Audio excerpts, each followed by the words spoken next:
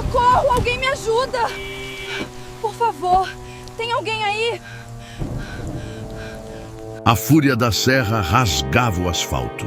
A jovem, encalhada na tempestade, sentiu o terror até que a luz de um farol a alcançou. O motorista era a calma em meio ao caos. Um homem gentil que ofereceu carona e um conhecimento estranho sobre as histórias daquela região perigosa. A viagem foi um refúgio e ela foi deixada em casa sã e salva. Mas a gratidão virou pânico puro 3 dias depois. O rosto familiar estava na manchete de aniversário de uma tragédia antiga. O homem que a salvou havia morrido há 15 anos, no exato ponto onde a encontrou. A carona era real. A pessoa não era. O pânico subiu pela sua espinha como gelo derretido. Léo tentou buzinar uma última vez, o som patético se perdendo no rugido da natureza. Ela sabia as lendas daquela estrada, os acidentes sem testemunhas, as almas que rodavam ali, presas entre a neblina e o precipício. Olhou para o relógio digital no painel, 23h37.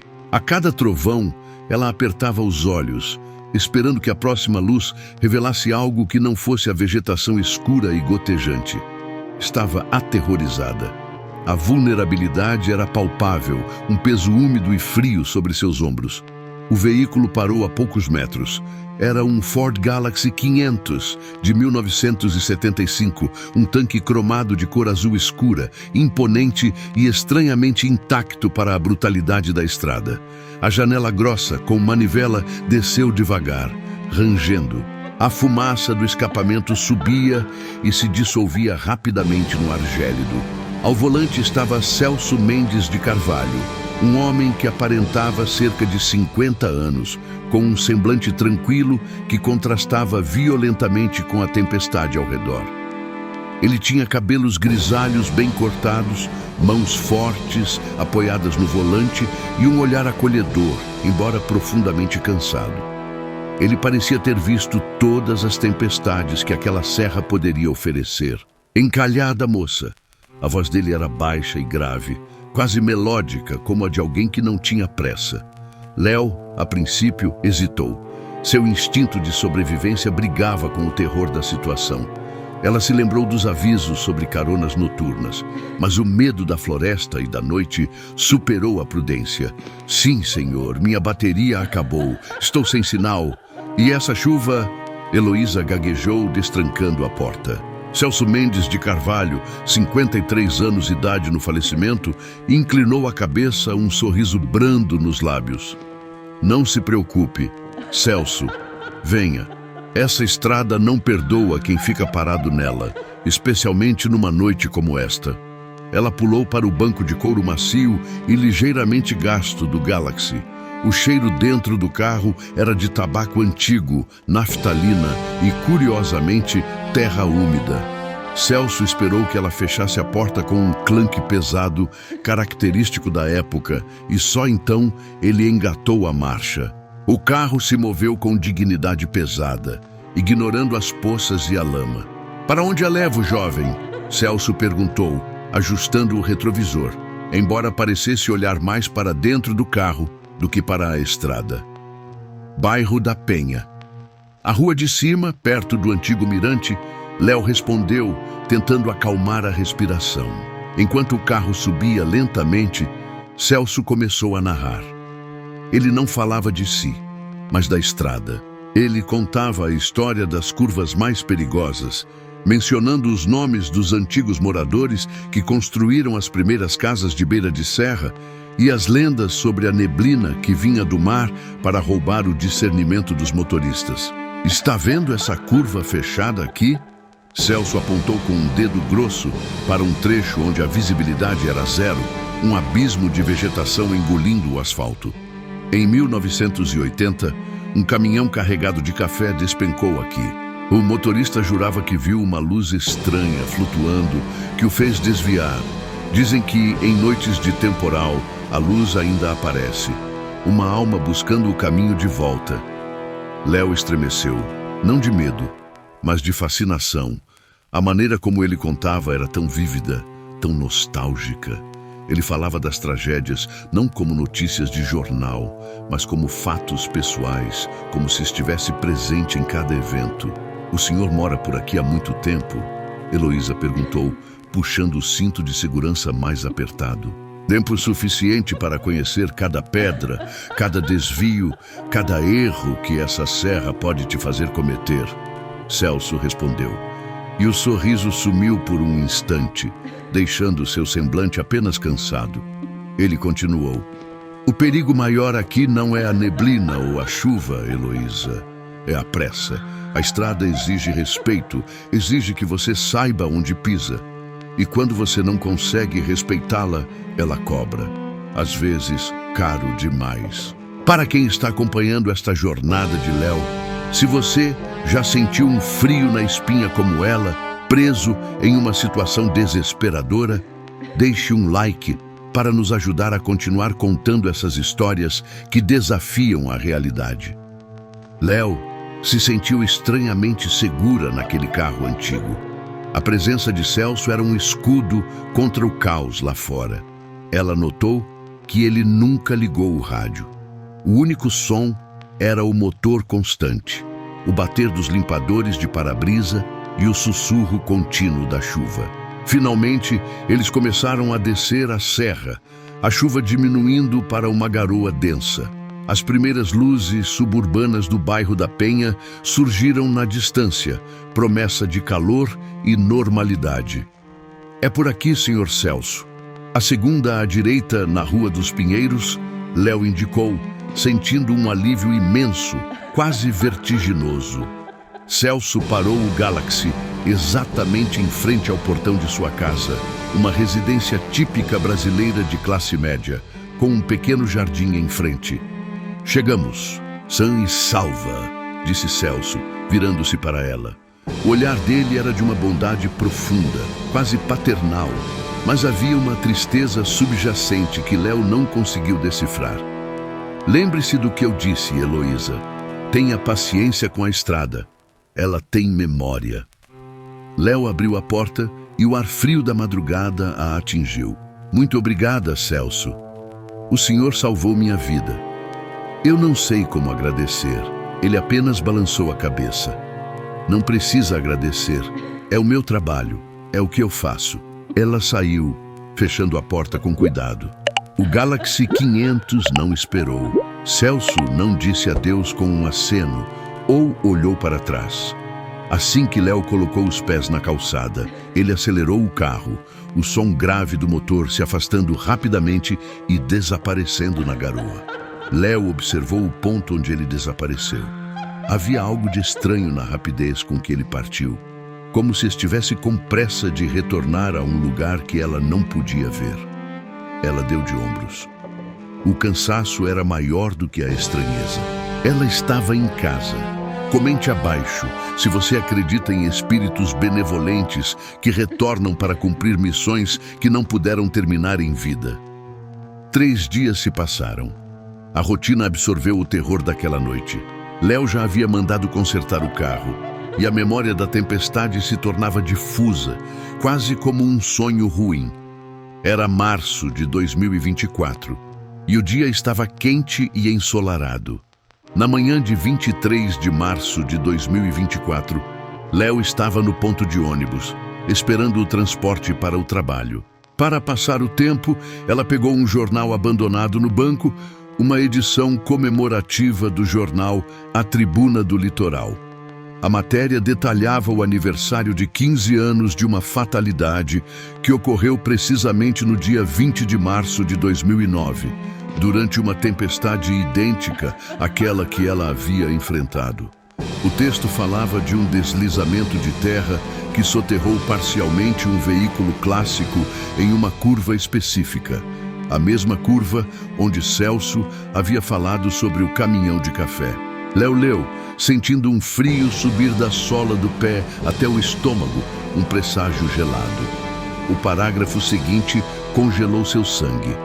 A vítima, Celso Mendes de Carvalho, 53 anos na época, era um comerciante local conhecido por sua gentileza e sua paixão por carros antigos.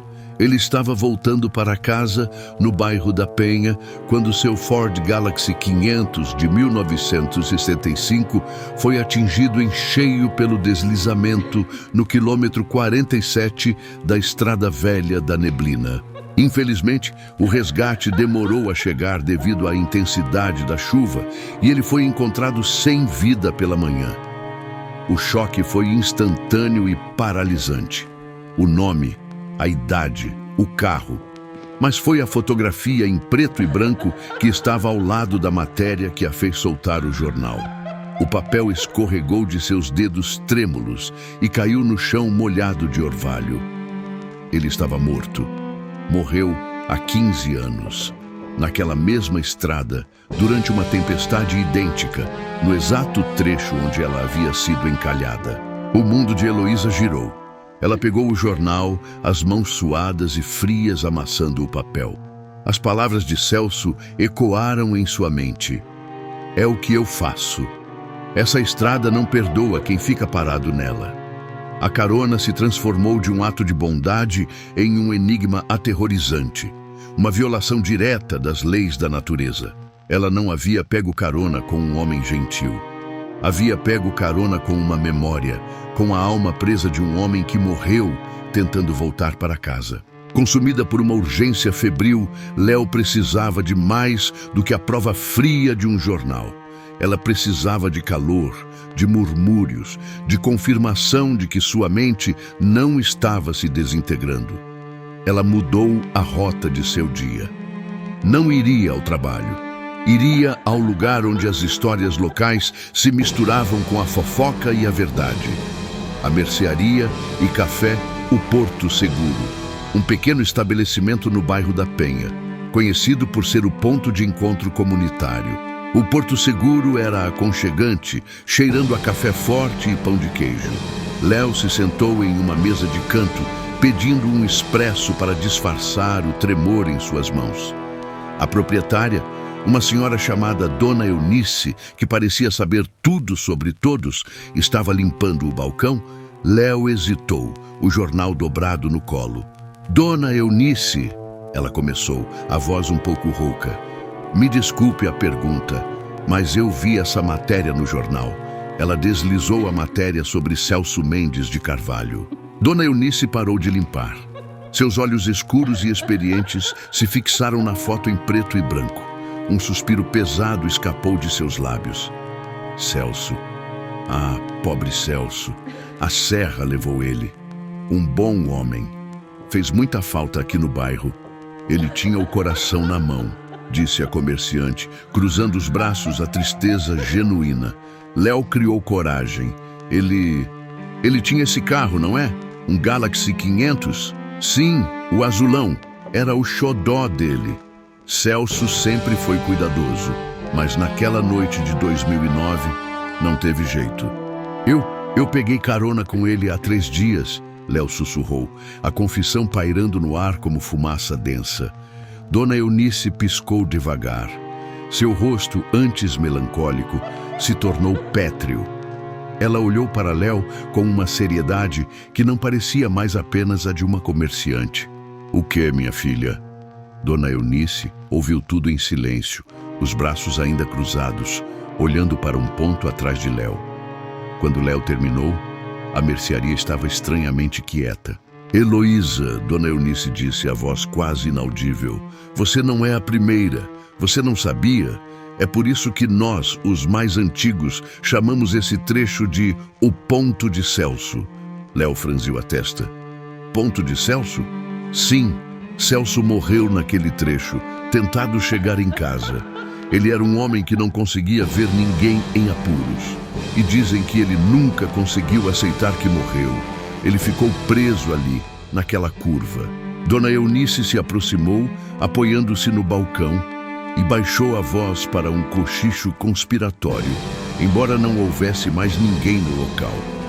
Nos últimos 15 anos, toda vez que a tempestade é forte como foi a de março de 2009 e alguém está encalhado, em risco de ser levado pelo rio ou pela neblina, ele aparece, o fantasma da carona. Léo sentiu um arrepio que não tinha nada a ver com o clima. A lenda se encaixava perfeitamente. Ele sempre está no Galaxy antigo? E ele conta as histórias da estrada?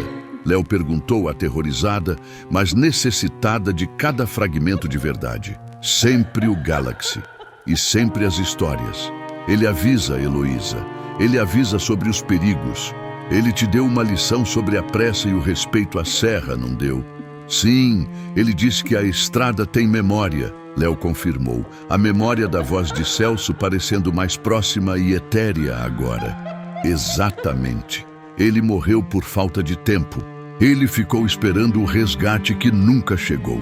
Agora, ele garante que ninguém mais precise esperar. Ele cumpre a missão que não conseguiu para si mesmo. Te levar para casa em segurança, atravessando aquela curva onde a morte está sempre à espreita. Dona Eunice suspirou novamente. É uma alma boa, Heloísa. Presa, mas boa. Ele não te faria mal. Ele só está tentando consertar um erro, uma tragédia. A revelação foi como um soco. O resgate não foi um milagre da bondade humana, mas uma intervenção fantasmagórica, um loop eterno de um homem preso ao dia de sua morte. Para acompanhar a jornada de Léo, entender mais sobre os mistérios que rondam essa estrada e desvendar o que acontece depois que ela volta para casa, inscreva-se no canal. Léo voltou para casa no fim da tarde. A tempestade havia limpado completamente o céu, deixando o ar claro e frio. Ela subiu para o quarto, sentou-se na beirada da cama e pegou o jornal novamente. Olhou para o rosto de Celso. Ele não era um monstro, mas uma vítima que se recusava a permitir que outros se tornassem vítimas no mesmo local. Ele estava condenado a reviver a noite de sua morte, mas com um propósito maior. O terror inicial deu lugar a uma profunda gratidão, misturada com uma melancolia opressiva. Celso estava preso entre mundos. Um fantasma que dirigia, que contava histórias, que cheirava a naftalina e fumaça antiga. Ele não a salvou apenas do perigo imediato, mas daquele tipo de morte sem sentido que ele mesmo sofreu. Celso lhe deu a certeza de que, mesmo nos piores momentos de desespero, havia uma força, embora sobrenatural, disposta a guiar os perdidos de volta para a luz. O Ford Galaxy 500 não era um veículo, mas uma cápsula do tempo, um farol contra a morte. Heloísa pegou uma caneta e circulou o nome de Celso Mendes de Carvalho no jornal. Ela o dobrou cuidadosamente e o guardou. Era um lembrete físico de que a linha entre a vida e a morte era tênue e que a gentileza, em sua forma mais pura, podia ser um pacto eterno. A história de Heloísa Silveira não era sobre um encontro casual, mas sobre um contrato silencioso firmado na chuva, com um motorista que há 15 anos pagava o preço da estrada para salvar quem ele não podia salvar. Se esta história tocou você, lembrando que a bondade pode transcender a própria morte, compartilhe este relato com seus amigos. Heloísa fechou os olhos, absorvendo o silêncio da noite, e por um instante pôde jurar que sentiu o cheiro de tabaco antigo e naftalina, um lembrete sutil, vindo de lugar nenhum, de que ela havia sido tocada pela memória de um homem que dirigia através da névoa do tempo. E ela sabia que na próxima grande tempestade, Celso estaria lá, esperando. A missão estava completa, mas o ciclo continuava. Ela havia sido salva por uma alma em um loop de bondade, e essa era a verdade que ela carregaria para sempre. O mistério havia acabado, restava apenas a memória e a gratidão. A estrada velha da neblina, mesmo sob a luz implacável do sol, daquele dia 23 de março de 2024, parecia pulsar com uma escuridão invisível, um segredo úmido e antigo, que Léo agora carregava no fundo do estômago. O jornal jazia sobre sua mesa de centro, a fotografia em preto e branco de Celso, encarando o teto, um monumento à sua confusão e gratidão. A gratidão era uma lâmina de 2 gumes. Como agradecer a alguém que não estava mais no mundo dos vivos? Como abraçar a ideia de que sua salvação veio da mão fria do destino, dirigida por um fantasma? Ele falava de si mesmo sem que ela soubesse. Tempo suficiente para conhecer cada pedra, cada desvio, cada erro que essa serra pode te fazer cometer. Ele estava falando de sua morte, do erro que o tirou da estrada, do momento em que a serra lhe cobrou o preço mais caro. O Galaxy 500, o azulão, não era apenas o carro que a levou para casa. Era o mausoléu móvel de Celso, a extensão material de sua alma presa. Léo podia quase ouvir o clanque pesado da porta, um som que agora lhe parecia o fechamento de um caixão. Se você está sentindo a mesma perturbação que Léo, revendo cada detalhe de uma experiência inexplicável, demonstre seu apoio a essa jornada de mistério e dê um like. Léo dirigia devagar, procurando a curva que Celso havia apontado, onde o caminhão de café despencara e onde o deslizamento havia ocorrido. A estrada não tinha marcadores claros, apenas a vegetação densa. Ela usava o mapa mental da conversa. Está vendo essa curva fechada aqui? Léo encontrou o ponto. Um recuo discreto na montanha, onde o asfalto estava ligeiramente mais gasto e onde, curiosamente, havia uma pequena moita de flores silvestres que pareciam ter sido plantadas recentemente, ou que persistiam contra a natureza selvagem da serra. Era um local onde o abismo se abria, engolindo a luz do sol. Léo parou o carro no acostamento precário. O silêncio era profundo, quebrado apenas pelo canto distante dos pássaros. Ela desceu do veículo, sentindo a diferença térmica daquele ponto específico, onde o ar era mais frio e a neblina parecia relutar em se dissipar completamente, agarrando-se aos picos mais altos. Ali, ela não sentia medo do monstro, mas do vazio. Léo caminhou alguns metros pela vegetação lateral, onde o barranco se erguia, íngreme e instável. Em 2009, o barranco desceu. Levou terra, árvores e, mais dolorosamente, Celso. O que ela procurava? Uma placa, um memorial, talvez. Encontrou algo diferente. Embutida na rocha, quase engolida pelo musgo e pela umidade, havia uma pequena cruz de metal enferrujada, sem nome, mas claramente um marco de fatalidade. Léo tocou o metal frio. A alma de Celso estava ali. Ele morreu ali. Ela se lembrou das palavras no jornal. O resgate demorou a chegar, devido à intensidade da chuva, e ele foi encontrado sem vida pela manhã. Era por isso que ele voltava. Não era sobre dirigir, era sobre resgatar a si mesmo indiretamente, garantindo que ninguém mais experimentasse aquela espera vazia. Léo voltou para a cidade, mas a imagem da cruz e do barranco não saíam de sua mente. Ela precisava entender os detalhes finais daquele dia de 2009. Sua investigação a levou aos arquivos públicos de A Tribuna do Litoral, na esperança de encontrar matérias mais detalhadas que a edição comemorativa de 15 anos. Demorou horas de pesquisa digital, mas ela encontrou uma reportagem original, datada de 21 de março de 2009, um dia após o acidente. Os detalhes eram sóbrios e terríveis.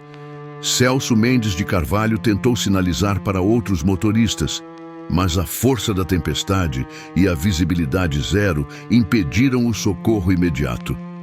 Ele estava preso dentro de seu Galaxy 500 azul escuro, o carro soterrado até a altura das janelas. O artigo prosseguia, mencionando que Celso havia usado o último pingo de gasolina para manter o carro ligado, gerando calor e, o mais importante, ligando os faróis. Ele lutou para se manter acordado, esperando a manhã. Léo sentiu as lágrimas subirem. Ele estava acenando. Ele estava fazendo tudo o que podia para ser visto. Um pequeno parágrafo no final, sobre o resgate do corpo, a atingiu como um raio. Curiosamente, testemunhas que chegaram pela manhã relatam que o motorista, Sr. Celso, havia acionado a buzina do veículo em intervalos regulares durante toda a madrugada. Um sinal fraco, mas perceptível, que foi crucial para guiar as equipes de busca na névoa densa. O Galaxy 500, apesar de destruído, conseguiu ser um farol de orientação até o último momento. A buzina, o som patético que Léo, 3 dias antes, tinha ouvido em seu próprio carro, logo antes de Celso aparecer. O som desesperado de um pedido de socorro. Ela não havia apenas pego carona com o fantasma. Celso a encontrou porque ela estava fazendo o mesmo som que ele havia feito em seus momentos finais. Um chamado de socorro no meio do caos que só ele, o eterno motorista preso, podia responder. A buzina de Léo, o último ato de desespero, havia ativado o mecanismo de resgate de Celso. Se você acha que a conexão entre a buzina de Léo e o último ato de Celso é mais do que coincidência e quer saber mais sobre esses mistérios, inscreva-se no canal para não perder nenhuma história. A história se desenrolava, mostrando que Celso não era um espírito que vagava aleatoriamente. Ele era um sistema de resgate altamente focado, ativado pela mais pura necessidade. Léo estava agora determinada a honrar essa conexão. Ela não podia simplesmente voltar à sua vida. Celso havia lhe dado uma segunda chance, e a linha tênue entre a vida e a morte a havia exposto a uma missão perpétua. Ela voltou à mercearia e café, o Porto Seguro. Dona Eunice estava lá, atendendo um cliente, mas seus olhos encontraram os de Léo com uma compreensão silenciosa. "Você voltou, Heloísa", disse Dona Eunice, oferecendo um café. "Você descobriu mais, não descobriu?" Léo se sentou, aceitando a xícara fumegante. Ela não precisava explicar. Ele estava esperando o resgate. E a buzina... Ele estava usando a buzina para que o encontrassem. Dona Eunice assentiu, tristemente. Sim, o último som que ele fez foi um aviso. E é isso que ele faz agora. Ele te avisa. Ele avisa a todos. Léo então se inclinou, compartilhando sua nova descoberta. "Mas não sou só eu. O jornal fala de outros acidentes. Ninguém nunca pensou que ele estaria ajudando as pessoas no mesmo lugar onde ele morreu. E o motorista", ele descreveu Celso. O mesmo semblante calmo, a mesma voz grave. Ele não sabia que Celso estava morto, só que ele parecia de outro tempo. Era uma teia de histórias, todas centradas na figura do gentil Celso e seu azulão. Ele era a memória viva da estrada, o aviso encarnado. A necessidade de Léo de ir mais fundo a levou a fazer algo que ela jamais pensou que faria: visitar a família de Celso. Não era fácil encontrar o endereço no bairro da Penha, mas, usando as informações antigas do jornal e alguns mapas de zoneamento, ela localizou a Rua dos Pinheiros, a mesma rua onde Celso a havia deixado em segurança. A casa era a mesma, um sobrado simples, bem cuidado, com o pequeno jardim frontal. Léo hesitou no portão. Ela não podia simplesmente dizer: "Seu marido me deu carona e está morto." Ela esperou. Na varanda, sob uma luz suave, uma mulher mais velha, provavelmente a viúva de Celso, estava regando as plantas. Seu rosto era gentil, com traços que Léo reconheceu imediatamente como sendo de alguém que havia conhecido a bondade de Celso. Léo respirou fundo e se aproximou. "Com licença. A senhora é a senhora Carvalho?" A mulher, Dona Elisa, virou-se. "Sim, sou eu. Posso ajudar? Meu nome é Heloísa. Eu moro aqui perto. Eu sinto muito incomodar, mas eu li a matéria sobre Celso no jornal. Sobre os 15 anos do acidente." Dona Elisa sorriu, um sorriso triste e familiar. "Ah, sim, parece que foi ontem. Ele era um motorista tão cuidadoso. A estrada o levou, mas nunca tirou ele de nossos corações. Eu tenho uma pergunta muito pessoal", Léo começou, sentindo a garganta apertar. "O carro dele, o Galaxy 500, o azulão, o que aconteceu com ele?" Léo congelou. O carro que a havia resgatado 3 dias antes era, na verdade, ferro retorcido, descartado há 15 anos. Se Celso estava dirigindo o Galaxy, ele não estava em um carro restaurado. Ele estava dirigindo a memória do carro, a projeção da época em que estava vivo. Um fantasma dentro de outro fantasma. Você está bem, querida? Dona Elisa perguntou, preocupada com a palidez de Léo. Léo se recompôs. Estou. É só que é uma história muito triste.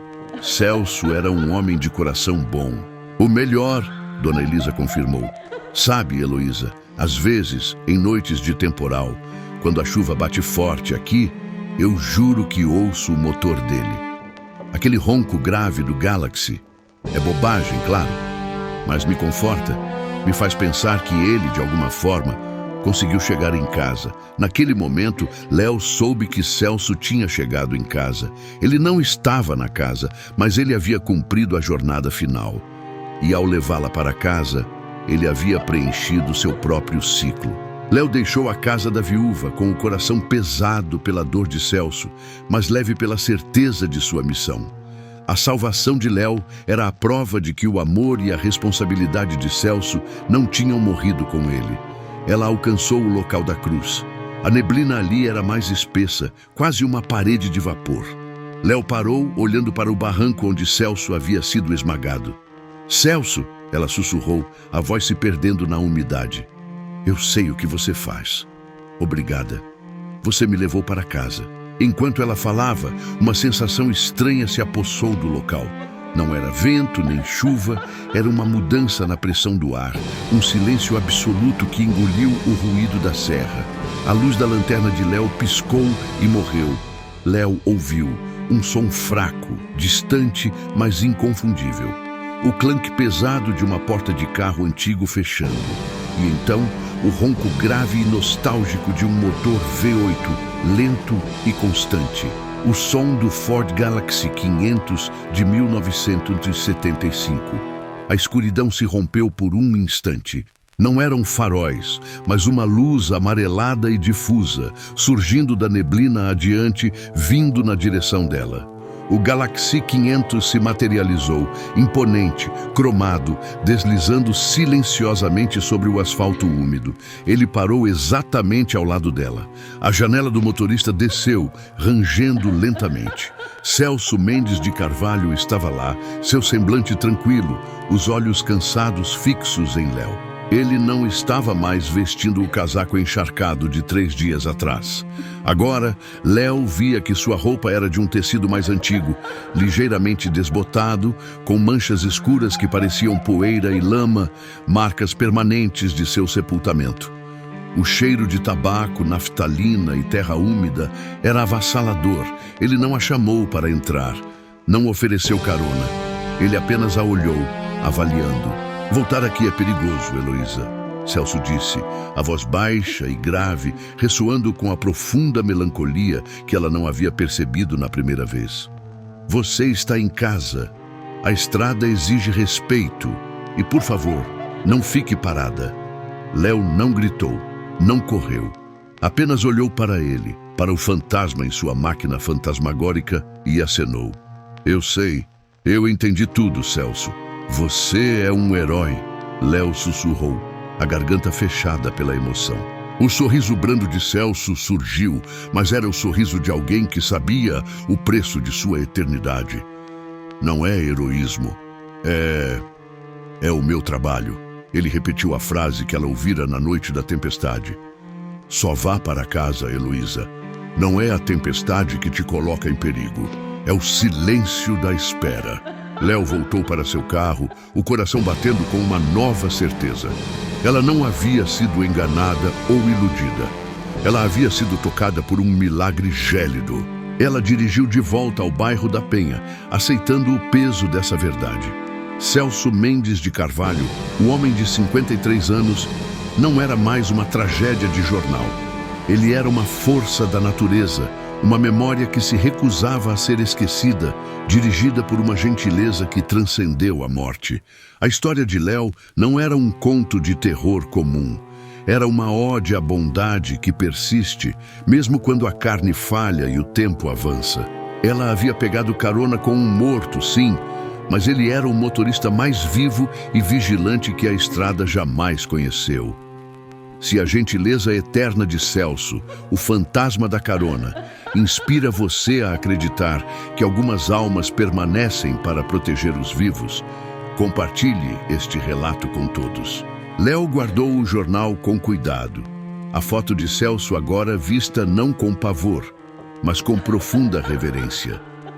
O ciclo de Celso estava completo, e de alguma forma, o dela também. Ela estava em dívida com a estrada velha da neblina e com o homem que morreu para ensiná-la que a pressa mata, mas a memória salva. Ela estava sã e salva no bairro da Penha, a última beneficiária da carona fantasma. O mistério havia sido desvendado e o resgate sobrenatural se tornou uma parte inegável de sua vida. Ela sabia que Celso estava sempre lá, dirigindo para sempre a alma do caminho, o guardião na neblina. Heloísa, ou Léo para os íntimos, voltou para o bairro da Penha naquela noite envolta em uma bolha de irrealidade. Ela tinha tocado o limiar entre os mundos, recebido uma bênção e uma maldição diretamente das mãos de um homem que a Serra havia tentado reivindicar para sempre. O carro dela estava estacionado na garagem, mas o cheiro de gasolina moderna parecia fraco e banal comparado ao aroma denso, quase oleoso, de tabaco antigo, naftalina e, inevitavelmente, terra úmida que impregnava suas roupas e, mais perturbadoramente, sua memória olfativa. O silêncio em sua casa era esmagador. O motor V8 do Galaxy, aquele ronco grave e majestoso, parecia ter substituído a batida de seu próprio coração. Ela não podia mais ignorar a dimensão do que havia acontecido. Celso não era um espírito que apenas vagueava. Ele era a materialização da responsabilidade. Ele estava preso à estrada não por maldição, mas por uma escolha feita em seus últimos momentos. A escolha de alertar. A mente de Léo girava em torno da mecânica do milagre, o Galaxy 500. Um carro que era sucata há 15 anos, no fundo de um barranco, reaparecia, sólido, funcional, um fantasma de metal. Como a memória de um carro poderia ter o calor de um motor ligado? O que ela estava tentando processar não era um evento sobrenatural passivo, como um vulto. Era uma interação física e deliberada com a morte. A aceitação da verdade não havia trazido paz. Trouxe uma vigilância constante. Ela se levantou e foi até a cozinha, beber água. Lá, na mesa de centro da sala, jazia a edição comemorativa do jornal A Tribuna do Litoral, a prova irrefutável de sua insanidade e de sua salvação. Ela pegou o jornal. A fotografia em preto e branco de Celso. Seu semblante tranquilo agora parecia não apenas acolhedor, mas assustadoramente predestinado. Ele já tinha os olhos de quem sabia de seu destino na serra. Léo traçou a linha dos olhos na foto com a ponta do dedo. Ele falou sobre a estrada, como se fosse sua amante ciumenta. Tempo suficiente para conhecer cada pedra, cada desvio, cada erro. Ele não estava contando histórias, estava oferecendo um mapa detalhado de sua própria morte. Léo sentiu um calafrio ao perceber a profundidade da melancolia que ele carregava. Ele a havia salvado com as memórias de seu próprio fracasso em sobreviver. A obsessão de Léo agora se voltava para as outras histórias. Dona Eunice, no Porto Seguro, mencionou o caminhoneiro. Mas Léo sabia que havia mais. Celso não se manifestaria uma ou duas vezes em 15 anos. Ele estava em serviço perpétuo. Na manhã seguinte, Léo decidiu que não podia mais esconder a magnitude de sua experiência. Ela precisava de um confidente, alguém que não a internasse por sugestionar que pegou carona com um morto. Mas quem? Sua família? Seus amigos céticos? Ela pensou em voltar ao Porto Seguro, mas temeu sobrecarregar Dona Eunice com mais de sua história bizarra. Léo precisava de fatos, de documentos que amarrassem os murmúrios em uma narrativa coesa. ela descobriu um grupo de motoristas de caminhão em uma plataforma online, dedicados a compartilhar dicas de segurança na serra. Ali, escondidos sob apelidos, estavam os relatos que ela procurava. Um usuário, Caminhoneiro Fantasma 98, postou há 7 anos. Outro, mais recente, datado de 2 anos atrás, sob o título A Ajuda Inesperada. Tive um pneu furado perto do Trevo da Penha, na subida, durante o dilúvio. Fiquei parado um tempão. Pensei que ia congelar. Ninguém parava. Até que um carro antigo, um Galaxy impecável, veio descendo. Pensei, que louco nesse tempo. O motorista baixou o vidro e me deu uma garrafa de água quente, sem falar nada. Eu agradeci e quando olhei de novo para lhe perguntar onde eu podia consertar o pneu, o carro estava a uns 50 metros. Eu juro que ele não acelerou. Ele só deslizou para longe, sem barulho. Parecia que estava flutuando. A água estava quentíssima. O cara era um anjo, mas esquisito. Léo sentiu um arrepio. A água quente. Celso, preso em seu carro esmagado em 2009, lutava contra a hipotermia, mantendo o motor ligado o máximo que podia para gerar calor. Ele estava oferecendo o único conforto que ele próprio havia buscado desesperadamente na noite de sua morte. O fantasma da carona não estava apenas dando caronas. Ele estava oferecendo consolo específico, reparando as falhas daquela noite de 2009. Ele estava compensando o abandono, a frieza, a escuridão. O chassi era o âncora material do espírito de Celso. Ele não precisava de um carro inteiro. Ele precisava apenas do vestígio, do ponto de fixação onde seu corpo e sua alma haviam lutado pela sobrevivência. O resto era energia residual, a manifestação de sua vontade de servir. Isso a levou a refletir sobre sua própria experiência no carro. O calor do banco de couro, o cheiro de tabaco. Ela não estava sentada em um fantasma frio.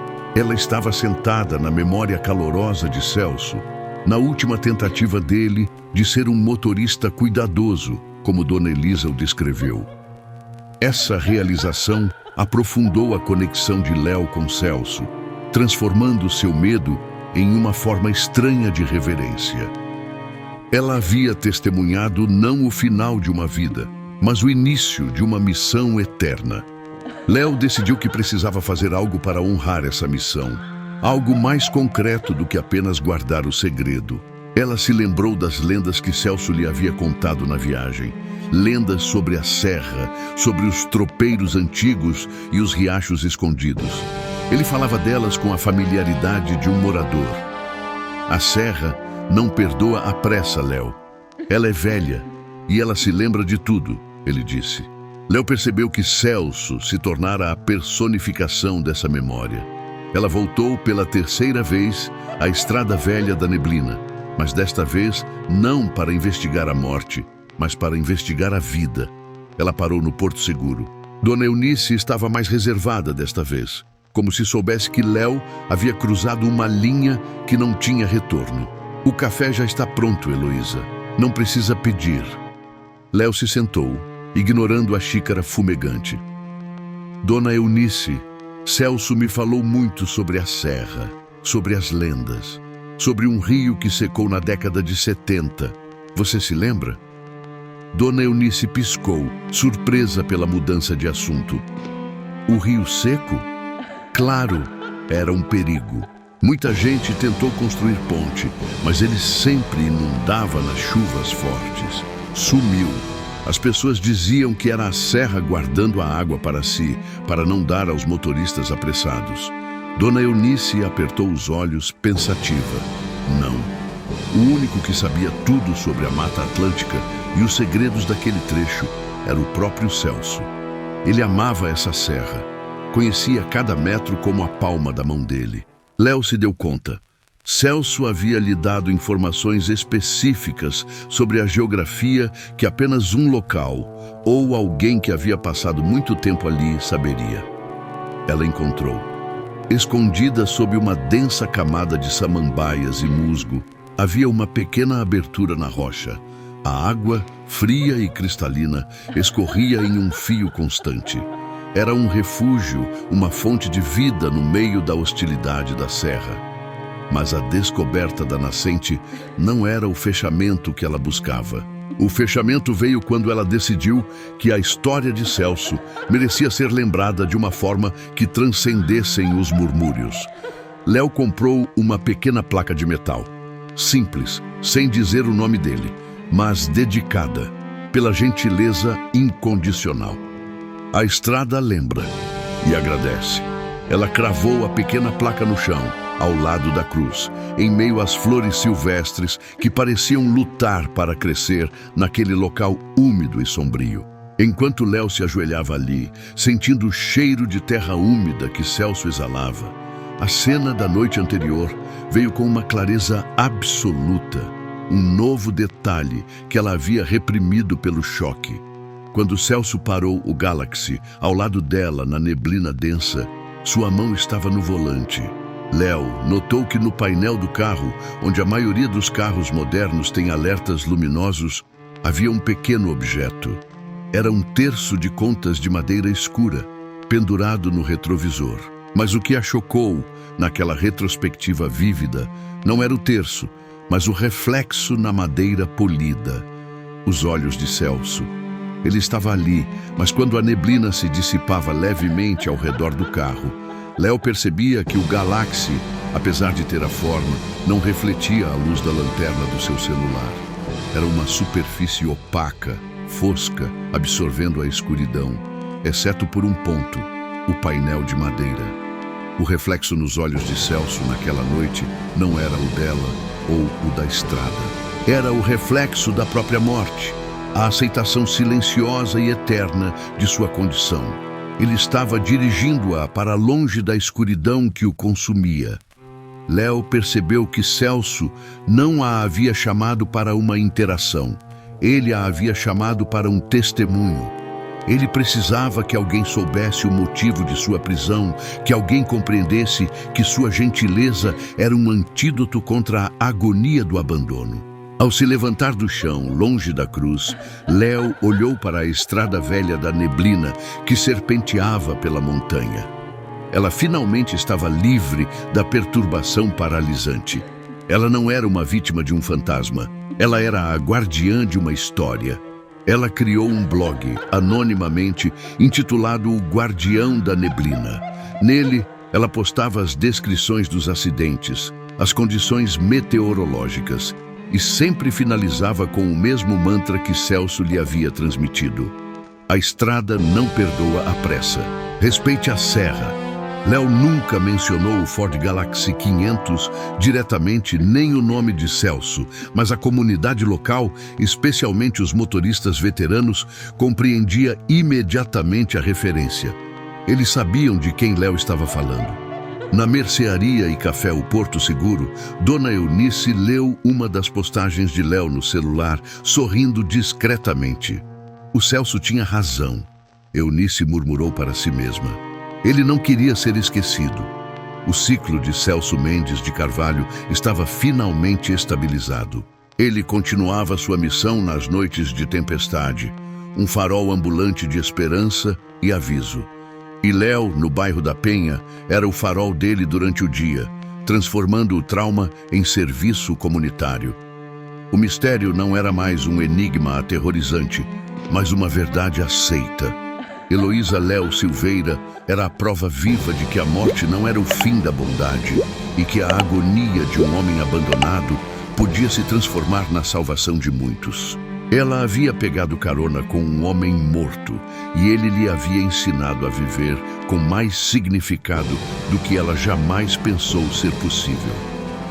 O jornal A Tribuna do Litoral jazia guardado em uma caixa de metal com a foto de Celso intacta. Léo sabia que a cada aniversário do acidente o rosto dele voltaria à tona, mas agora ela o via com a compreensão de quem sabe que algumas pessoas nascem para dirigir, e Celso dirigia para sempre, um anjo preso em seu próprio Galaxy 500, percorrendo a estrada velha da neblina, garantindo que ninguém mais sentisse o silêncio da espera. Gostou? Deixa o like e se inscreve para mais.